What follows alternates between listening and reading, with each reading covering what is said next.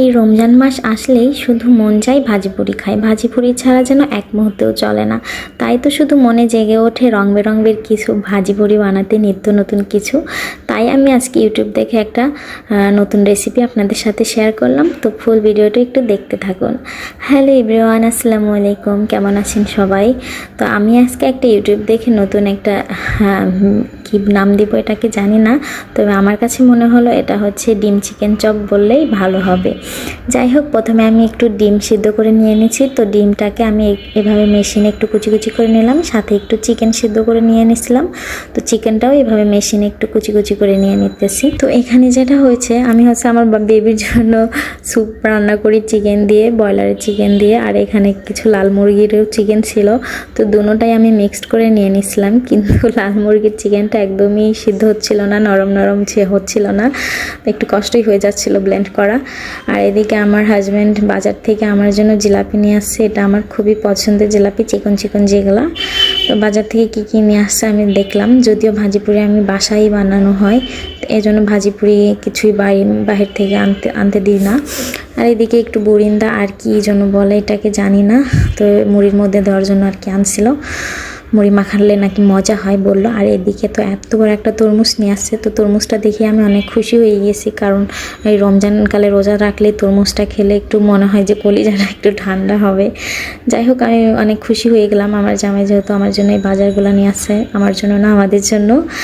তারপরে আমি রান্নায় ফিরে আসলাম আবার। তো এখানে আমার সব কিছু কুচি কুচি করে নেওয়া হয়ে গেছে, একদম দেখতেই পাচ্ছেন একদম মিহি মিহি করে মোলাম করে নিয়েছি। আর এখানে আলুটাও আমি ব্লেন্ড করে নিয়ে নিয়েছি, হাতেই ব্লেন্ড করছি। আর এদিকে সামান্য একটু পেঁয়াজ কুচি আর মরিচ কুচি দিয়ে দিলাম, কিছু ধনিয়া পাতা দিয়ে দিলাম। এগুলো দিয়ে একদম এখন মাখা মাখা করব। আর এই যে আমার একদম ডোর বানানো হয়ে গেছে, দেখতেই পাচ্ছেন বলের মতো সুন্দর করে আমি খুব ভালো মতো সবগুলো মিলাই নিছি।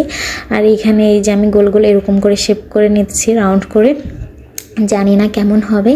তো আরেকটা যেটা আমার হচ্ছে বিস্কিটের গুঁড়া ছিল না বাসায়, তো আমি হচ্ছে পাউরুটি দিয়ে এটা ব্লেন্ড করে নিতেছি, যাতে এটার সাথে বানাইলে একটু ক্রিপসি ক্রিপসি ভাব আসে, যেটা আমি হচ্ছে ইউটিউব থেকেই শিখছি মূলত। তো দেখতেই পাচ্ছেন এখানে আমার যেটা হয়েছিল, তো আমি ফার্স্টে পাউরুটির লাল অংশটা কেটে ফালাইতে ভুলে গেছিলাম, এই জন্য এখানে দুই রকমের দেখতে পাইতেছেন। তো একটা লাল অংশ দিয়ে আরেকটা হচ্ছে সাদা অংশ দিয়ে। যাই হোক, ওটা দিয়েই কি করার, নতুন নতুন করতে গেলে যা হয় একটু, পরবর্তীতে ইনশাল্লাহ ঠিক হয়ে যাবে।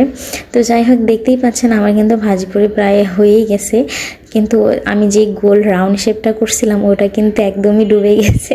ইউটিউব দেখে শিখলে যা হয় আর কি, তবে আস্তে আস্তে ঠিক হয়ে যাবে। তারপরেও খেতে কিন্তু বেশ মজা হয়েছে, অনেক মজা হয়েছে। আমি এটা হচ্ছে ইফতারের সময় খুব একদম আজান দিয়ে দিছিল, এই জন্য আমি ভিডিওটা তখন নিতে পারিনি, স্কিপ করে গেছি। এই জন্য পরবর্তীতে আপনাদের এই ভিডিওটা আপনাদের সাথে আবার একটু নিয়ে দেখাইলাম বাকি অংশটা। তো আমার এইটা রেসিপিটা কেমন লাগলো আপনাদের কাছে সবাই বলবেন। আল্লাহ হাফেজ।